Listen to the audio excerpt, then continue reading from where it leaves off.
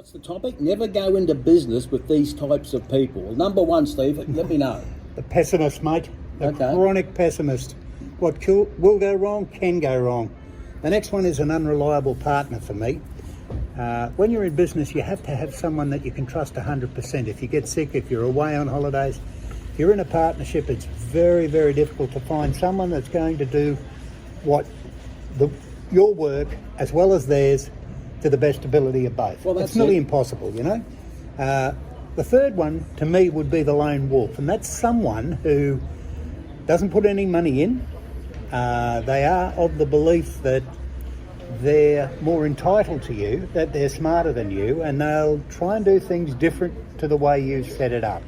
It's very hard to work with someone like that. Well, everyone's got great ideas until you ask them for some money, and then that great idea goes down quicker than a shooting star. Mate, I had someone like that, and basically at the end of the day I had to say to him, put your money in, I'll move out, you do the business, and I'm quite happy to go. But of course, it doesn't happen. Oh, it doesn't happen at right, all, that's mate. it. The next one will be the perpetual victim. There's it's always someone's fault, never theirs. You know, they're there all the time. The ego, eccentric person, they're hard to handle. They've got an ego that you can't jump over. That's it's very, very difficult for Now that. listen, I told you, don't talk about me. The short-term thinkers, the other ones. You know, That's they're people that they only think short term. They don't look at the long game. They don't look at how the business should be growing. All they're interested in is get the money, get it now, get out. That's it.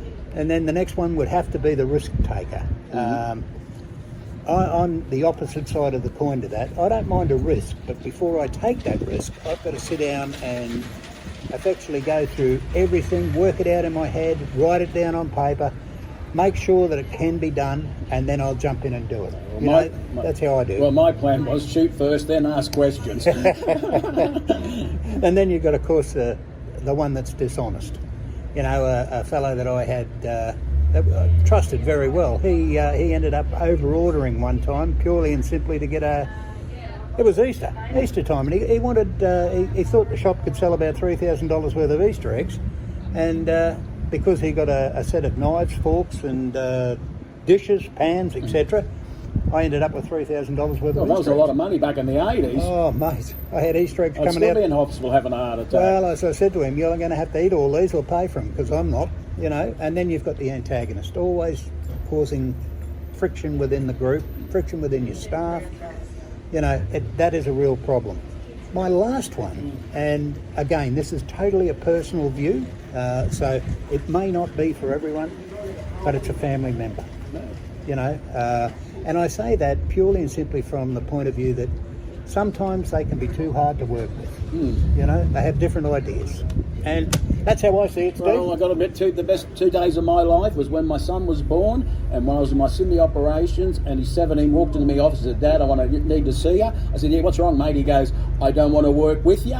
I don't want to work for you. I don't want you to have anything in the businesses. I want to do my own thing. And I got to admit, he's 33 nearly now. He's doing his own thing, and there's nobody prouder than me. Of course, mate, of course. And that's how it should be too. Run your own race. At the end of the day, but anyway, everyone, that's just Steve's view, and I just wish everyone the best this week. And always remember, you want to get a new client, you pick up that phone right now. Don't think about it, just pick up that phone. Correct, mate. Take care. Catch you, mate.